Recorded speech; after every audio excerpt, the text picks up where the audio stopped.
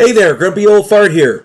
Be sure to check me out over on Rumble. There you'll find all of my stuff from YouTube, plus my political and social commentary and weekly current events, which YouTube frowns on. Links to my Rumble channel, as well as my other YouTube channels, and links to let you order my books are in the description of this video. If you enjoy my content, please like, subscribe, share, and comment. I welcome your comments, even if you disagree with me. Now, on with the video. Hey there, Grumpy Old Fart here.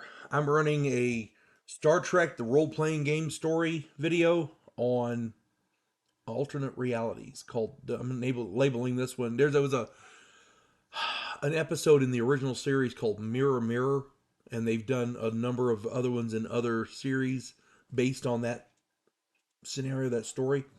This particular one I'm titling Mirrors Mirrors. Years ago, I was playing in my friend Earl's Star Trek game. Earl ran a great game. I miss playing with him.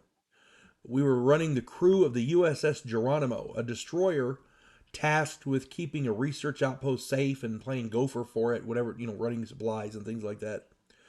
We didn't know what they were doing, but our job was to protect them and to run errands, so we did that. I was running the science officer. My friend Jesse was running the security chief. Larry was the commanding officer, who was a commander by rank. And my friend Rachel was running the chief engineer. We got a communications from the planet, and we ended up beaming up a scientist with a piece of equipment. Jesse escorted him with his cargo to a secure area, and just then a Klingon bird of prey decloaked. It opened fire on us, and I was on the bridge, so I didn't see what happened in that secure area with that device, but something did. I was looking into my sensor screen and I saw a bright flash followed by blackness. When my sensors cleared, I saw stars, but something was wrong.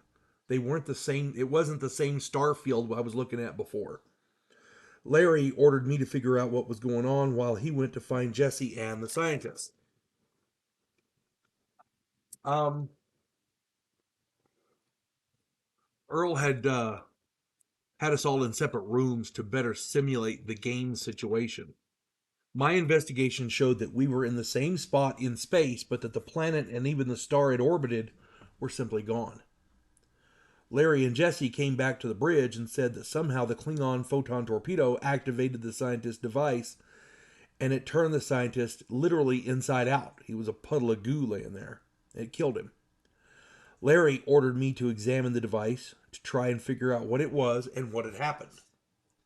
I got down there, and when I used my tricorder, the device activated again. We all blacked out. When we came to, we were orbiting a planet with a thriving civilization. They were trying to contact us. When we responded, we found out that they were ordering us to surrender.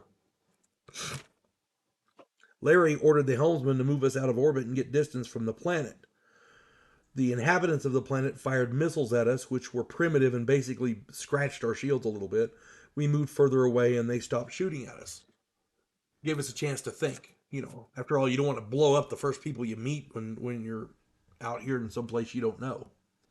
So I started investigating further, and long story short, I found out that the science team on the planet had been investigating a way to bridge the barrier between our universe and the Mirror Mirror universe. They'd figured out a way to cross to other universes, and somehow Geronimo had been sucked into another dimension. Every time the device was exposed to any energy field, we ended up jumping to a different universe.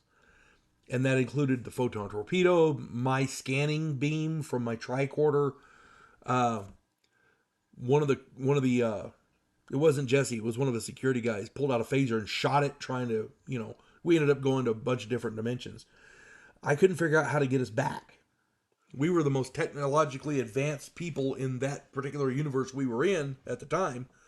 So we had literally the most powerful ship in the universe. Larry ordered us to find a planet to colonize until I could find a way to get us back home. We played for several months until Earl had to quit. We never got home. As far as I know, those characters in that ship are still there. We ended up defeating a pirate fleet and establishing a Federation colony on a planet.